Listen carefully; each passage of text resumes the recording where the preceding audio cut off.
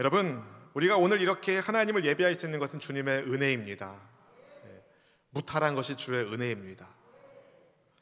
유다 지파의 사자로 심판의 권세를 가지고 계신 어린 양 예수님, 세상 죄를 짊어지고 가시는 예수님의 은혜로 우리가 하나님을 예배하는 예배자의 복을 받았습니다. 죄의 노예였던 우리를 예수님께서 자기 핏값으로 사셨습니다. 그래 우리가 감히 보좌 앞에 나아가는 예배자의 복을 받은 겁니다. 여러분이 예배 현장에 나와 있는 것, 온라인으로라도 예배 드릴 수 있는 것 자체가 하나님께서 여러분을 향한 은혜의 손길을 계속 더하고 계신다는 것을 증명합니다. 오늘 우리가 주님께 드리는 우리의 예배가 정말 진심을 담은 참 예배 되기를 소망합니다. 예배를 구경하는 구경꾼 되지 마시고, 또 예배를 평가하는 심사위원도 되지 마시고, 하나님이 받으시는 산 제물로 나를 주님께 올려드리는 진정한 예배를 올려드리시기를 바랍니다. 지금 이곳에 우리 주님 함께하고 계시니 우리 주님께 함께 경배 찬송을 올려드립니다. 주님 이곳에 우리와 함께 하시네.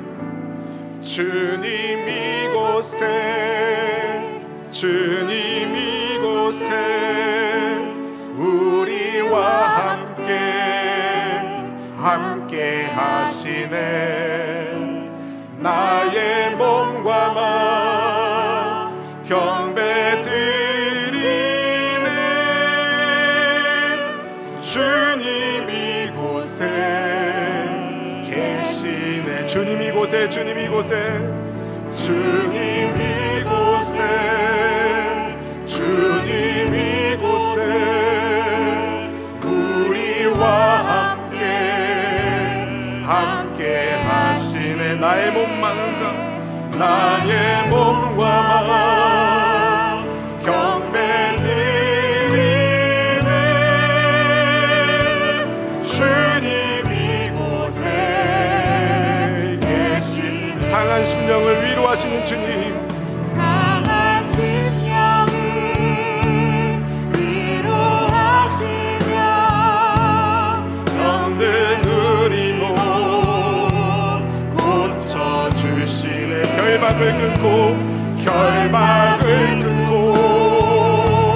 자유 주시네. 주님 이곳에. 우리 다시 한번 고백하겠습니다. 상한 심령을 위로하시며, 상한 심령을 위로하시며 병든 우리 몸 고쳐주시네. 결박을 끊고 자유 주시네. 주님 이곳에 계시네. 죄의 사슬을 끊어주시고 상한 심령을 위로하시며 영과 혼과 육을 치유하시는 좋으신 예수님, 어린 양 예수님의 죽임당하신 보혈의 피로 말미암아 오늘 이래가 주님 앞에, 하나님 아버지 앞에, 은혜의 보좌 앞에 나아가 예배할 수 있는 예배자의 복을 주신 것 감사드립니다. 이 시간 예배하는 모든 심령들마다 하나님이 만져주시고 하나님의 회복하게 하시는 은총을 더하여 주시옵소서. 영혼이 잘된 곳, 범사가 잘되고 강건하기를 사모합니다. 주의 백성들의 몸과 마음, 영과 혼, 삶의 자리마다 하나님의 치유하심, 동행하심에 복을 더하여 주시옵소서. 이 시간 부족한 종이 감히 하나님의 말씀을 들고 여기 섰사오니 오직 예수님의 말씀이 온전히 전달되게 하여 주시고, 살아있고 온전한 하나님의 말씀이 주의 백성들의 마음을 새롭게 하시고, 새롭게 된 마음으로 하나님과 동행하며 하나님의 기쁨이 되는 참 예배자의 인생길 되도록 우리 지금 축복하시고 인도해 주시옵소서. 성령 하나님을 환영합니다. 인정합니다. 모셔드립니다. 성령님이 주관하는 참 예배의 시간 되기를 사모하오며 우리의 삶을 새롭게 하시고 날마다 은혜로 돌보아 주시는 그리스도 구주 예수님의 이름으로 간절히 기도하옵나이다. 아멘. 오늘은 2021년 한 해의 마지막 달인 12월의 첫 번째 주일입니다. 강정훈 씨의 내게 왜 이러세요? 라는 책에 유명 앵커인 데이비드 브리클린의 이런 말이 실려 있습니다. 신은 가끔 빵 대신 벽돌을 던지는데 어떤 이는 원망해서 그 벽돌을 차다가 발가락이 부러지고, 어떤 이는 그 벽돌을 주출돌로 삼아 집을 건축한다. 어떤 상황을 어떻게 해석하는지 따라서 그 사람의 태도가 다릅니다. 누군가는 절반쯤 차 있는 물컵을 보고 절반밖에 없다라고 말하고, 어떤 이는 절반이나 남아있다고 말하죠. 누군가는 올해가 한 달밖에 남지 않았다고 속상해하고, 어떤 이는 올해 감사로 잘 마무리하고 새로운 마음으로 내년을 맞이할 준비를 합니다. 여러분은 어느 쪽이십니까? 긍정적인 하나님의 사람 되기를 축복합니다. 여러분, 똑같은 환경 속에 있지만 하나님을 의지하는 사람과 하나님을 의지하지 않는 사람은 완전히 다릅니다. 성경은 여러 곳곳에서 야훼 하나님을 의지하라고 말씀합니다. 야훼 하나님을 의지하는 것이 우리에게 복입니다. 시편 115편 9절에서 11절 말씀 우리 같이 함께 읽어보실까요? 이스라엘아, 야훼를 의지하라. 그는 너희의 도움이시요 너희의 방패시로다. 아론의 집이여, 야훼를 의지하라. 그는 너희의 도움이시요 너희의 방패시로다. 야훼를 경외하는 자들아, 너희는 야훼를 의지하라. 그는 너희의 도움이시요 너희의 방패시로다. 아멘. 우리의 도움이시고 보호자가 되시는 하나님을 의지하세요. 잠언 16장 20절 말씀도 읽어보실까요? 삼가 말씀에 주의하는 자는 좋은 것을 얻나니 야훼를 의지하는 자는 복이 있느니라. 아멘. 여러분, 야훼 하나님을 의지하는 사람이 복이 있는 사람입니다. 하나님을 의지하세요. 하나님께서 도와주시고 하나님이 보호해 주십니다. 때때로 그런데 하나님은 우리의 믿음을 연단하시기 위하여 하나님의 도움이 필요한 장소에, 하나님의 보호하심이 필요한 장소에 두실 때가 있습니다. 사망의 음침한 골짜기로 우리를 이끄실 때가 있습니다. 어쩌면 지금 코로나19 팬데믹 시대를 우리가 살아가고 있는데, 바로 이 시대가 우리가 하나님을 향하여 찐 믿음을 가지고 있는 믿음의 사람인지, 모든 것이 불확실한 이 시대에 정말 하나님을 의지하는 하나님의 백성으로 살고 있는지를 평가하는 하나의 도구일런지도 모릅니다. 여러분, 누구를 의지하십니까? 부디 하나님을 의지하는 복이 있기를 주의 이름으로 축복합니다. 근데 안타깝게도 예레미야 선지자 시대의 유다 백성들은 하나님을 의지하지 않았습니다. 하나님 대신에 사람을 의지하고 우상을 숭배했습니다. 하나님께서 선지자 예레미야 입을 통하여 하나님을 배반한 백성들에게 여러 차례 경고의 말씀을 주셨습니다. 예레미야는 주전 587년 남유다가 망하기 직전에 예루살렘에서 수십 년간 활동한 사람입니다.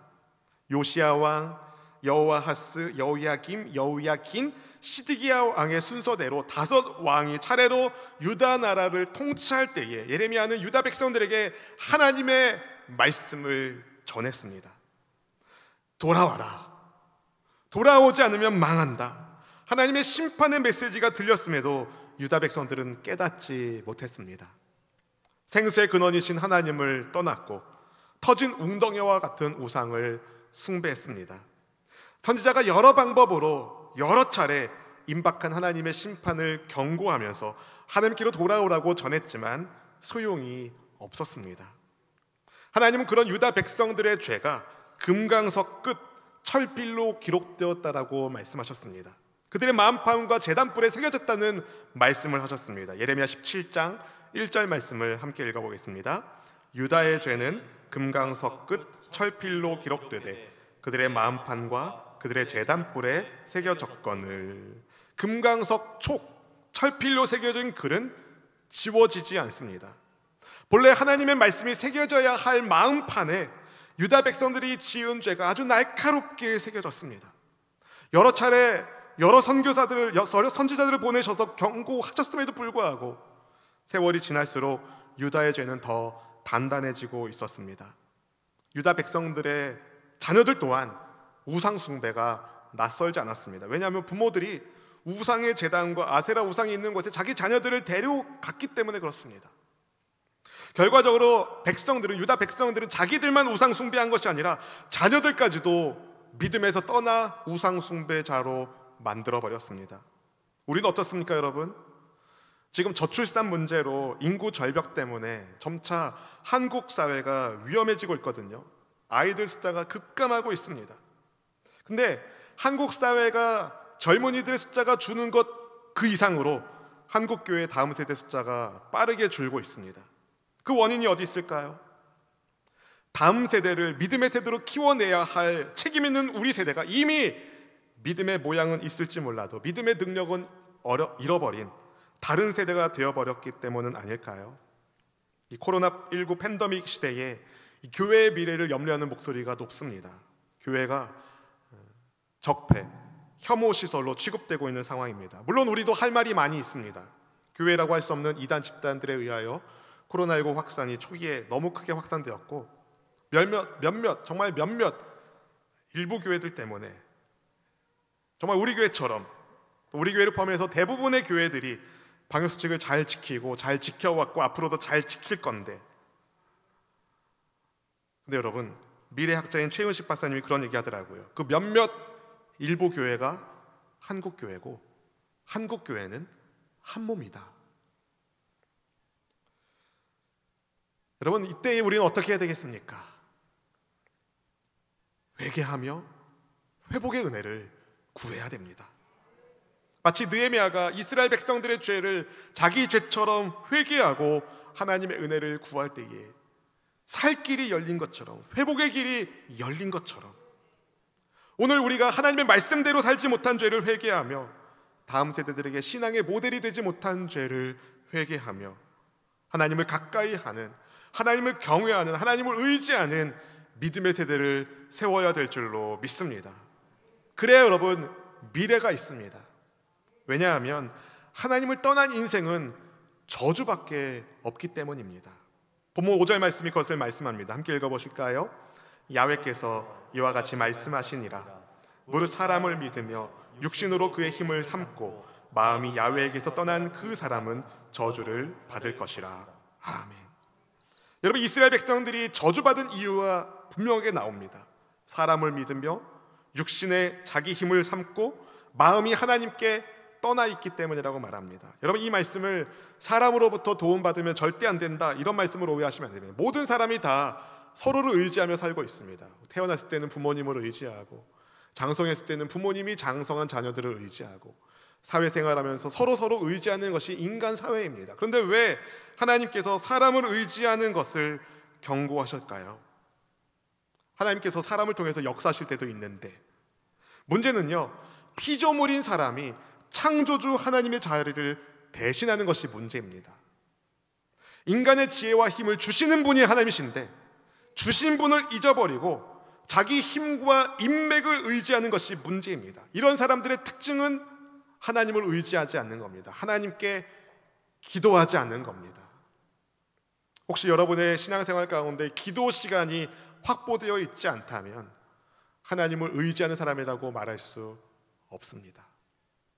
여러분, 기도의 시간을 확보하셔야 됩니다. 하나님을 의지하며 하나님을 의뢰하는 하나님의 사람이 되기를 주의 이름으로 축복합니다. 아무리 세상에서 잘 나가는 사람이라도, 아무리 훌륭한 사람이라 하더라도 그 사람이 하나님을 대신할 수 없습니다. 성경은 하나님을 대신하여 사람을 의지하는 사람을 마음이 하나님께 떠난 사람이라고 말합니다. 그렇게 하나님을 떠난 인생은 어떻게 될까요? 저주를 받게 됩니다.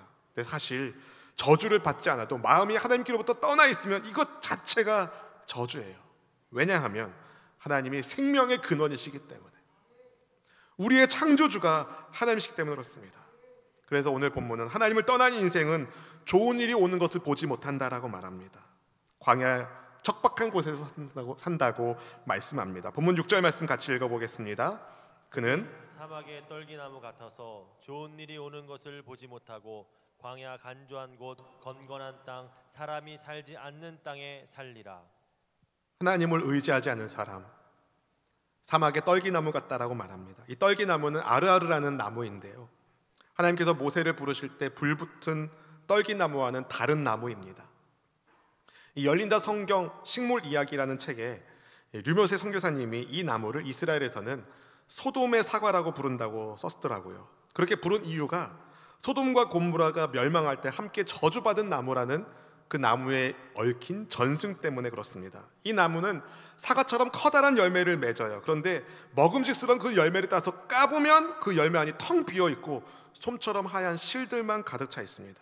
그래서 이 열매는 보는 사람으로 하여금 허망함, 안타까움을 안겨주는 열매입니다. 여러분, 사람을 의지하는 인생, 하나님을 떠난 인생이 바로 그러하다는 거죠. 겉보기에는 화려할지 모르지만 막상 뚜껑을 열어보면 허무한. 그러나 여러분, 하나님을 의지하는 인생은 다릅니다. 본문 7절 말씀 같이 읽어보실까요? 그러나 무릇 야훼를 의지하며 야훼를 의뢰하는 그 사람은 복을 받을 것이라. 아멘. 여기 그 사람에 여러분이 있기를 축복합니다. 여기서 의지, 의뢰로 번역된 히브리 단어는 모두 의지하다라는 뜻의 동사 바타흐에서 나왔어요. 하나의 어근을 여러 차례 반복적으로 쓰면서 하나님을 의지하는 사람이 복 받을 것이라는 것을 아주 강조하고 있습니다.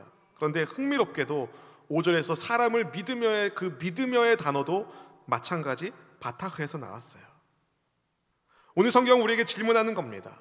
지금 눈에 보이는 사람을 믿고 사람을 의지할 것인가? 아니면 눈에 보이지 않더라도 하나님을 믿고 하나님을 의지할 것인가? 세상은요, 눈에 보이는 사람을 의지하는 것을 합리적이라고 말합니다. 그러나 여러분, 하나님을 대신하여 사람을 믿고 따르는 것은 사막의 떨기나무 같습니다. 하나님을 의지하며 겸손하게 하나님의 도우심을 구해야 됩니다. 그런 사람을 본문은 물가에 심어진 나무라고 표현하고 있습니다. 본문 8절 말씀 같이 읽어볼까요? 그는 물가에 심어진 나무가 그 뿌리를 강변에 뻗치고 더위가 올지라도 두려워하지 아니하며 그 잎이 청정하며 가무는 해에도 걱정이 없고 결실이 그치지 아니함 같으리라. 아멘. 여러분, 물가에 심어진 나무라도 더위를 만납니다. 가뭄의 시기를 보냅니다. 그러나 폭염 같은 더위가 두렵지 않습니다. 메마른 가뭄도 두렵지 않습니다. 왜냐하면 물가에 심어져 있기 때문입니다. 저는 이 물가에 심어진 나무라는 표현에 너무 큰 은혜를 받았어요. 물가에 심어졌다는 것은 누군가가 그 나무를 거기에 심었다는 겁니다. 여러분, 어떤 나무가 나는 물가에 심어진 나무가 되기 위해서 물가로 가야지 하고서 나무가 걸어가서 심깁니까? 아니죠. 누군가가 그 나무를 물가에 심은 겁니다. 그 누군가가 바로 하나님이십니다. 하나님을 의지하는 나라는 나무를 하나님께서 물가에 심어 주시기 때문에 우리가 복받은 인생이 된 겁니다. 여러분, 과실수를 물가에 심으면 그 나무가 반드시 열매를 맺겠죠. 전적인 주님의 은혜로 우리가 열매 맺는 사람이 된 것입니다. 물론 물가에 심어진 나무도 가뭄의 때를 보내는 것처럼 하나님을 의지하는 하나님의 백성들도 내 힘으로 어떻게 할 수 없는 더위의 문제, 가뭄의 시기를 보내는 순간이 있습니다. 개인 건강의 문제일 수 있고, 가정의 문제일 수 있고, 재정의 문제일 수 있고, 진로의 문제, 앞날의 문제, 여러 가지 인생의 어려움들을 겪는 것이 사실입니다. 하지만 여러분, 생수의 근원이신 하나님을 의지하시기 때문에 하나님이 복이 있다 말씀하여 주시고, 생수의 근원이신 하나님을 의뢰하기 때문에 잘 견딜 수 있습니다. 오늘 오후에 요한계시록 말씀을 나눌 텐데요, 거기 보면 교회가 광야로 들어가는 순간이 있어요. 근데 그 광야의 순간이 연단받고 양육되는 순간입니다. 여러분, 우리가 이 땅에서 고난을 받는 그때가 사실은 아름다운 열매를 맺는 성장통을 겪는 시간인 거예요. 그래서 하나님을 의지하는 백성은 형통합니다. 반드시 형통합니다. 시편 1편 3절 말씀 같이 읽어보겠습니다. 그는 시냇가에 심은 나무가 철을 따라 열매를 맺으며 그 잎사귀가 마르지 아니함 같으니 그가 하는 모든 일이 다 형통하리로다. 아멘. 생명의 근원이신 하나님께 뿌리 내리고 있기 때문에 그가 하는 모든 일이 다 형통해집니다. 여러분 모두가 바로 이런 복을 받기를 주님의 이름으로 축원드립니다. 사랑하는 성도 여러분, 복과 저주는요 우연의 산물이 아닌 겁니다. 어쩌다 살다 보니까 복 받은 거고 어쩌다 살다 보니까 망한 거, 그게 아니라는 거예요. 누구를 의지하느냐에 따라서 복과 저주가 갈라집니다. 오늘 본문에서 우리는 인생의 두 가지 길을 발견하는데요, 사람을 믿고 육신의 힘을 믿고 하나님을 떠난 인생이 있고 하나님을 의지하며 하나님을 의뢰하는 인생이 있습니다. 여러분, 어느 길로 가야 될까요? 당연히 하나님을 의지하며 살아야 됩니다. 하나님께 의뢰하며 살아야 됩니다. 근데 여러분, 이 당연한 정답과 달리 하나님을 의지하기보다는 사람을 의지할 때가 우리 인생에 얼마나 많이 있습니까? 왜 그럴까요? 왜 사람들은 하나님을 의지하는 것보다 다른 것들을 더 의뢰할까요? 그게 더 낫다고 생각하기 때문에, 그게 더 합리적으로 보이기 때문에 그렇습니다. 하나님을 믿지 않는 세상이 우리더러 그렇게 살라고 유혹합니다. 모두가 다 그렇게 사니까 그렇게 살라고 이야기합니다. 그러나 여러분, 하나님의 자리가 없는 합리는 믿는 도끼에 발등지키는 저주의 자리에 불과할 뿐입니다.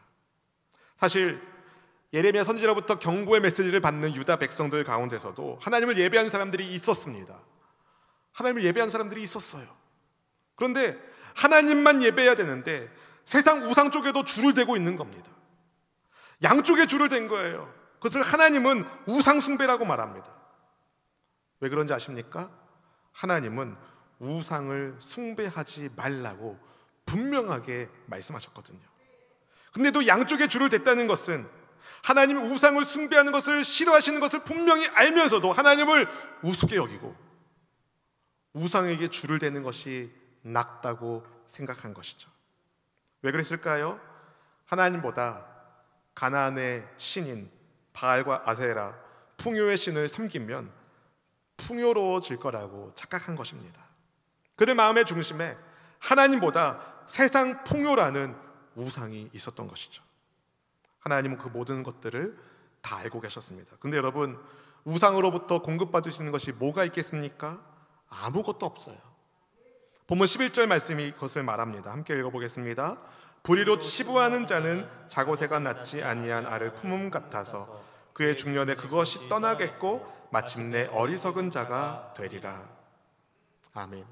오만하고 교만한 마음으로 하나님을 무시하는 인생들, 마치 자기가 낳지 않은 알을 품은 자고새 같다라고 표현합니다. 이 자고새는 메추라기 비슷하게 생긴 새인데요, 아무 알이나 품는 특징이 있어요. 근데 자기가 품어서 부화된 새가 때가 되면 품어준 자고새를 떠나버립니다. 하나님을 무시하는 인생, 우상을 숭배하는 인생이 바로 이러하다는 거죠. 불의로 막 부를 쌓고 막 세상에서 잘 나가는 것 같지만 막상 마지막 때에, 심판의 때에 모든 것을 다 잃어버리게 된다는 말씀. 하나님은 우리가 마음의 중심에 하나님을 모시고 사는지 아니면 세상 우상을 의지하는지를 너무 잘 아시는 분이세요. 여러분의 마음은 어떻습니까? 하나님이 여러분의 마음을 보시면 무슨 색깔이라고 말씀하시겠습니까? 사실 사람들의 마음은 다 부패해 있었습니다. 본문 9절 말씀이 이렇게 말하죠. 만물보다 거짓되고 심히 부패한 것은 마음이라 누가 능히 이를 알려마는. 사람들의 마음이 부패되어 있고 거짓되어 있다는 것, 마치 아닌 것처럼 사람들이 살고 있죠. 마치 마음을 들통나지 않으니까, 그 마음이 들통나지 않으니까 마치 내가 좋은 사람인 것처럼, 선한 사람인 것처럼, 멋진 사람인 것처럼, 훌륭한 사람인 것처럼 가정하고 있지만 사실 모든 사람들의 마음은 부패한 마음이라고 성경이 말하고 있습니다. 그 마음의 중심을 하나님이 보고 계셔요. 만물보다 거짓되고 심히 부패한 것이 마음인데 그 부패한 마음밭에서 무슨 선한 열매가 맺어질 수 있겠습니까? 모두 악한 것뿐입니다. 우리 마음도 그렇다는 거예요. 우리도 전에는 부패한 마음을 가지고 있었습니다. 하나님의 심판을 피할 수 없는 우리를, 그런데 하나님이 사랑해 주셔서 새 마음을 가질 길을 열어주신 것이죠. 바로 예수님을 통해서 새 마음을 주신 겁니다. 새 언약을 주신 겁니다. 그래서 바울 사도가 얘기하잖아요. 이 세대를 본받지 말고 오직 마음으로 새롭게 변화를 받아. 할렐루야. 사랑하는 성도 여러분, 사시사철 인생의 계절 속에서 어떤 열매를 맺기를 바라십니까? 바라기는 화려하지만 아무것도 없는 나무가 아니라 날마다 결실을 맺어 하나님의 기쁨이 되는 여러분 되기를 축복합니다. 열심히 수고했지만 모든 것을 잃어버린 불행한 인생 되지 마시고 사막의 떨기나무처럼 아둥바둥 되다가 허무하게 없어지지 마시고 물가에 심어진 나무처럼 청청하며 아멘, 가뭄은 해에도 이 코로나의 시기에도 하나님의 은혜 가운데 결실이 맺혀지기를 주의 이름으로 축복합니다. 물가에 심어진 나무 같은 인생을 사세요. 하나님을 의지하시기를 축복합니다. 여러분, 하나님을 의지하는 척이 아니에요. 마음의 중심을 보시는, 사람의 심장을 살피시고 폐부를 꿰뚫어 보시는 하나님 앞에서 정말 하나님을 의지하는 우리 모두가 되기를 축복합니다. 어떤 시련이 와도, 어떤 고통이 와도 하나님을 의지하며 의뢰하기를 바랍니다. 하나님을 의지한다면 하나님이 약속하신 말씀 붙들고 이 말씀에 순종하는 우리 모두가 되기를 축복합니다. 우리 공동체가 2022년도에 공동체 성경 읽기라는 것을 하려고 해요. 퍼블릭 리딩, 성경은 공동체가 함께 읽는 것이었습니다. 요즘은 개인적으로 읽는 시간들이 많아졌지만, 그런데 통계적으로 따르면 4명 중에 한 사람은 절대 안 읽는다고 하더라고요. 여러분, 하나님의 말씀을 읽어야, 하나님이 약속하신 말씀이 우리 가운데 있어야 주님을 의지할 수 있는 힘이 생깁니다. 하나님의 말씀을 사모하며 하나님의 말씀대로 순종하는 우리 모두가 되기를 축복합니다.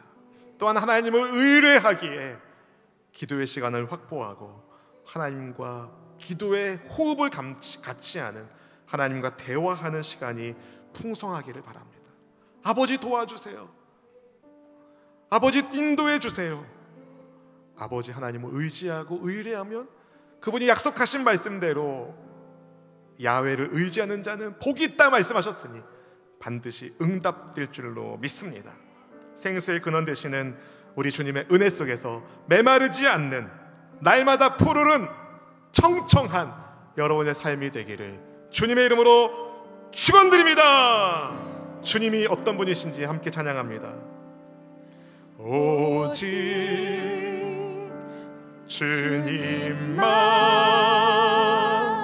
나의 맘에 갈급함 채우네. 오직 주께만 더 가까이 가기를 원하네. 오직 주님만, 오직 주님만 나의 맘에 갈급함 채우네. 오직 주께만, 오직 주께만 더 가까이 가기를 원하네. 주님만 내 갈급함 채우네. 주만 내게 새 생명 주네. 주만 기쁨 내 맘에 주시네. 나의 기도 응답하시네. 주님만 내 갈급함, 주님만 내 갈급함 채우네. 주만 내게 새 생명 주네. 주만 기쁨 내 맘에 주시네. 나의 기도 응답하시네. 오직 주님만, 오직 주님만 나의 맘에 갈급함 채우네. 오직 주께만 더 가까이 가기를 원하네. 주님만 내 갈급함 채우네. 주만 내게 새 생명 주네.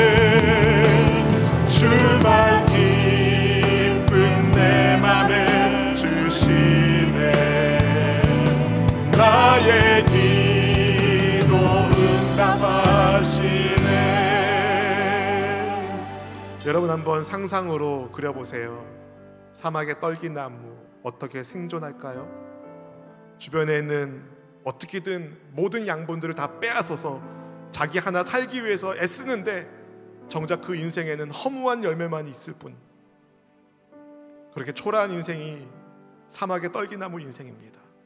하나님을 의지하지 않는 인생입니다. 근데 여러분, 물가에 심겨진 나무를 한번 생각해 보세요. 커다랗게 아름다운 열매를 동물들과 사람들에게 하나님께 기쁨이 되는 아름다운 결실을 참 멋지게 맺고, 청청해서 뜨거운 햇살을 피할 수 있는 나그네들의 쉼터가 되고, 자기만 사는 인생이 아니라 거기에 찾아오는 모든 동식물들에게 정말 안식의 자리를 제공할 수 있는, 저는 우리가 그런 인생 되기를 소망합니다. 하나님의 물가에 심어준 나무가 되어서 하나님을 의지하며 하나님을 의뢰하며 복 있는 인생으로 살기를 소망합니다. 우리의 필요한 것은 하나님께 우리의 삶을 맡기는 겁니다. 주님 손에 우리를 맡기는 겁니다. 그럼 주님께서 우리를 물가에 심겨 주실 것입니다. 우리에게 필요한 것은 주님의 선하심을 믿는 믿음입니다. 고통의 때, 시련의 때, 연단의 때에도 하나님은 여전히 우리를 사랑하시는 분인 것을 믿고 이 시간 함께 기도하길 원합니다. 주님, 물가에 심어진 나무로 주님을 의지하며 살겠습니다. 주님, 믿음의 복을 허락하여 주시옵소서. 우리 주 한번 부르짖고 간절히 기도하시겠습니다. 주여!